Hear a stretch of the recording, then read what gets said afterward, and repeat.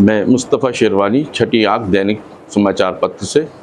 मेरे साथ मौजूद हैं सचिव एडीए दीपाली भार्गव। मैम, मैं जानना चाहता हूं कि आपकी स्कूलिंग और कॉलेज कहां से हुआ?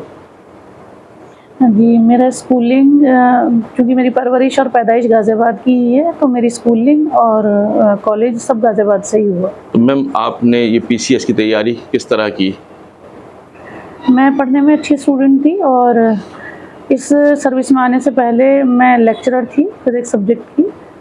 तो जब मेरी शादी हुई और बड़ी बेटी हो चुकी थी, उसके बाद मुझे लगा कि मुझे ये तैयारी भी कर लेनी चाहिए और शायद ये परीक्षा में मैं पास हो जाऊँ या कोई अच्छा पद पा पाऊँ। तो इस तरीके से मेरे फैमिली सपोर्ट भी मुझे रहा और शादी के बाद ये मैंने इस परीक्षा को देने के बारे में मतलब अपना विचार बनाया और तैयारी शुरू कर दी।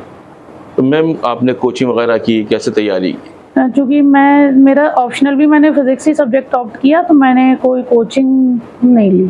तो मैम, जो आजकल लोग बच्चे तैयारी कर रहे हैं पीसीएस और आईएएस वगैरह की जो तैयारी में लगे हुए हैं, उनके लिए आप क्या कहना चाहेंगे? किस तरीके से पढ़ना चाहिए? इन परीक्षाओं के लिए, चाहे वो यूपीएससी की परीक्षा हो या यूपीपीसीएस की परीक्षा हो, इन दोनों में ही वेल डिफाइंड सिलेबस है और उस सिलेबस की यदि भली प्रकार हम अपने सब्जेक्ट पे पकड़ बना लेते हैं तो परीक्षा पास करना बहुत आसान है।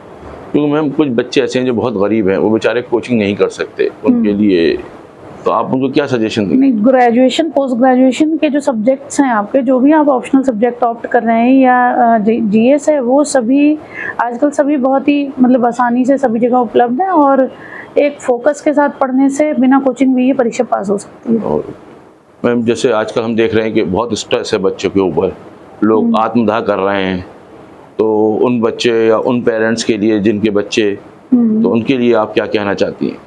ये जो स्ट्रेस है कई बार लाइफ के एकांकीपन के कारण है कि बच्चे मोबाइल्स में या इन सब में ही सेंट्रलाइज्ड हो जाते हैं, जबकि एक आउटडोर लाइफ, एक अच्छी दोस्त होना, पेरेंट्स के साथ में अच्छे रिलेशनशिप होना, पेरेंट्स के साथ या फ्रेंड्स के साथ में अपनी बात शेयर करना, ये बहुत ज़रूरी है। तो इसके लिए बच्चे घर से बाहर भी निकले तो स्ट्रेस कम होगा।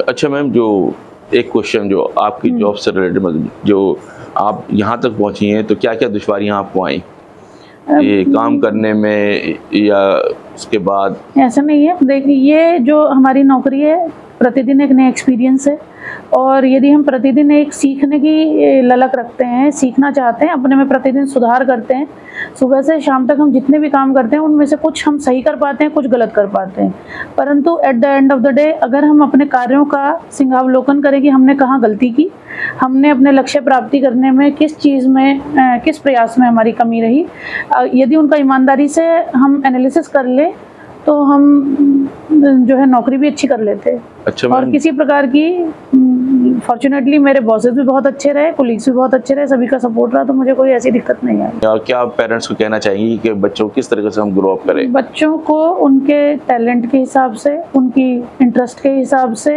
एक पेरिफेरी में एक फ्रीडम हमें देनी है और उसी के अनुरूप बच्चे अपने तैयारी करते हैं अपनी कॉम्पिटेंसी के हिसाब से। तो मैंने भी अपने बच्चे को फ्री छोड़ा हुआ है कि जो आपका interest of subject of interest हो उसे आप पढ़ें और जो आप करना चाहती हैं उसके लिए 100% मेहनत करें। Thank you ma'am.